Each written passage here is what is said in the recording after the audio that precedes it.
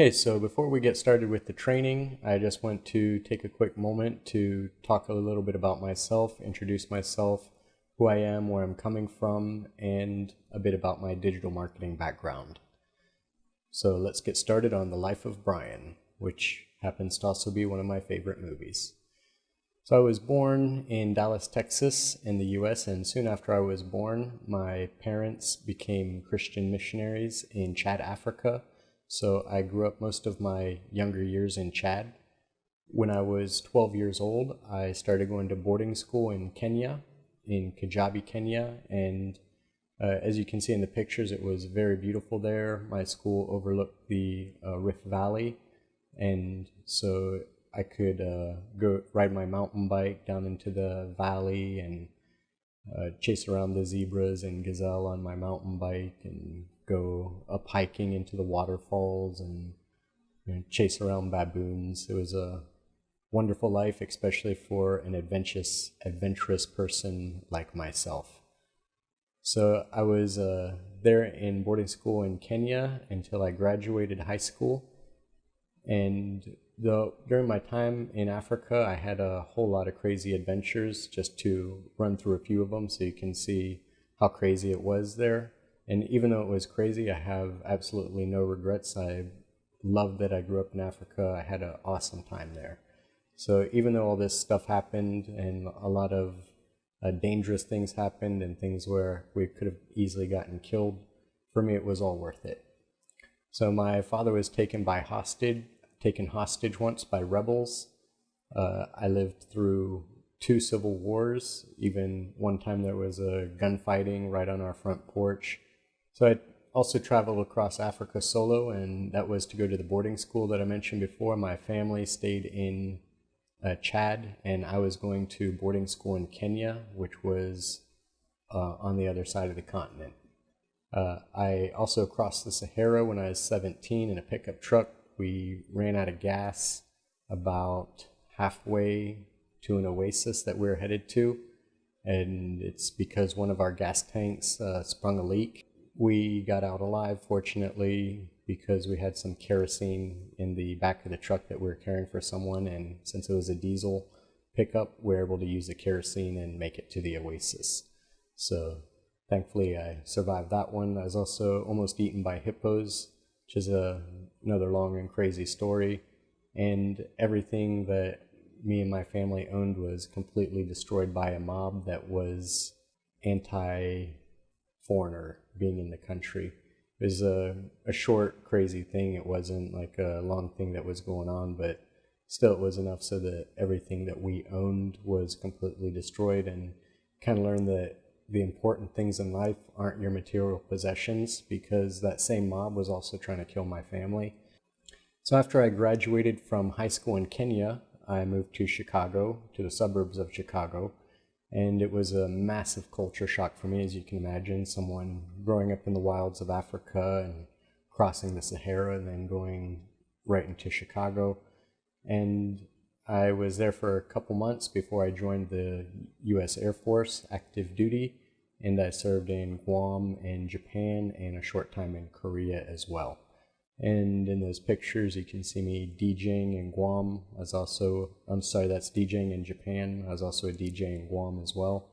And then that's me exploring caves in Guam in the bottom, and me at one of my favorite body surfing spots in Guam. The waves weren't big enough for surfing, but we could get some decent body surfing in. So after I finished my time in the military, then I went to Southern Illinois University in Carbondale, Illinois, and I got my bachelor in linguistics. And I had an awesome time in university. I'm amazed I graduated with scores as high as I did, because I spent a lot of time having fun. But that's what university is for, right? And after I graduated university, I went to China, because as you can tell, I'm a traveling person and adventurous person and can't seem to stay in one place for long. So I was in China for 2.5 years working in the education sector, and then I decided it was time for a change. I was ready to get to a place more quiet and peaceful. So I moved to Koh Phangan, Thailand, which is a small island off the coast of Thailand. and I opened up a teacher training center there, training teachers for being English teachers in different schools around Asia, and then I'd place them in jobs in different schools as well. So that was an absolutely beautiful place to live. I loved living on Koh Phangan.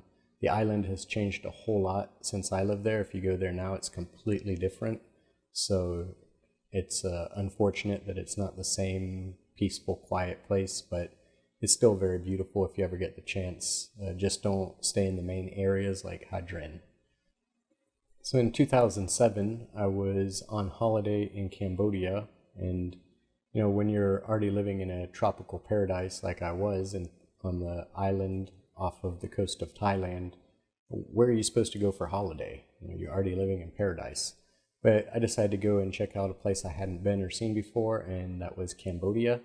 And when I was in Cambodia, I just discovered something shocking, which was a massive smoking garbage dump that had 2,000 people living and working there, and over 500 children living and working there and calling the place home. I mean, the conditions were post-apocalyptic.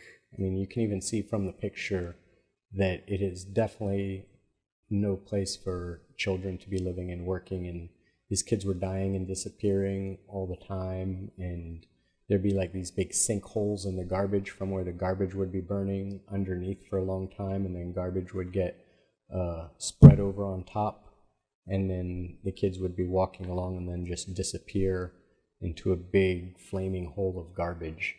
I mean, but these kids, since they were orphans and street kids, no one was really doing anything about it or caring. There was a couple NGOs and stuff out there that were trying to do something and trying to help, but it was not nearly enough. So I sold everything I had, and I moved to Cambodia and dedicated myself and my work to helping the kids. And I'm happy to say that I was played a part in getting the garbage dump shut down and all the people relocated to much better and cleaner and healthier and safer environments. So I'm still here in Cambodia. I do digital marketing from Cambodia, but the great thing is with the internet, I can do it regardless of where I am as long as I have an internet connection. So just to wrap this personal part up about me, a few of my favorite things would be family, friends, learning, teaching, reading, writing, snowboarding, mountain biking, scuba, tennis, ping pong, soccer, rugby, philanthropy, travel, of course, as you can see, music, art, and life. In these pictures, that's me. I took a 4-day mountain biking trip through the Cardamom Mountains here in Cambodia, and that's another mountain biking trip I took in Cambodia. We had to take a boat to get to the location we wanted to go because there's no roads. And this is my son Dante and my lovely wife Eva. She's from China. And now a bit about my professional side. I have not been in digital marketing for 10 to 20 years like some of the people out there that you'll learn from. I've been in digital marketing for over 3 years, but when I got into it, I got a very big passion for it, and I started studying and researching and testing. And before you know it, I was starting to get clients and very big clients. And I had a lot of local, smaller clients as well, but you wouldn't recognize any of the names. So just to say some of the clients that I've had in the past and have currently: Hennessy Cambodia, World Vision Cambodia, United Nations Cambodia, European Union Cambodia, Hyundai Cambodia, Vespa Cambodia, Corona Cambodia, and Krispy Kreme Cambodia. And yes, Krispy Kreme is coming to Cambodia, and I'm excited about that because we need a good donut here. So my specialties, when it comes to digital marketing, my specialties are digital strategy, like looking at overall digital strategy for a company or for a product, and then seeing the best method for going about accomplishing the goals. Traffic and conversions, social media marketing, app development, SEO and SEM, search engine optimization and search engine marketing, PPC, pay-per-click, coaching, and consulting. I have a very long background in education. Before I got into digital marketing, my background was in education. I was the managing director for one of the largest schools for high schools and elementary schools, privately owned in Cambodia. And after that, I was a consultant for the largest education group in Cambodia. So I have a big background in education and training and teaching and research, and I've been using all of these skills to improve myself in digital marketing. I'm constantly researching, I'm constantly testing, learning more. And that's the thing about it, is there is always so much more to learn. I don't know everything. I've learned a lot, and I've had a lot of success with applying what I've learned. And so now I'd like to teach you what I've learned. And since I understand how complicated it can sound and be sometimes, because I was new at it only 3.5 years ago, I'll break things down in a way that you can understand and digest it, and I will show you examples, because if you watch exactly how it's done and you watch me do it, it's going to be a whole lot easier than just watching a video of me talking about it. So in a lot of my videos, I'm going to do screen shares and show you over the shoulder as I do it, because I know that's going to be very helpful. So thanks a lot for watching this video about me, and I hope I didn't bore you with it. And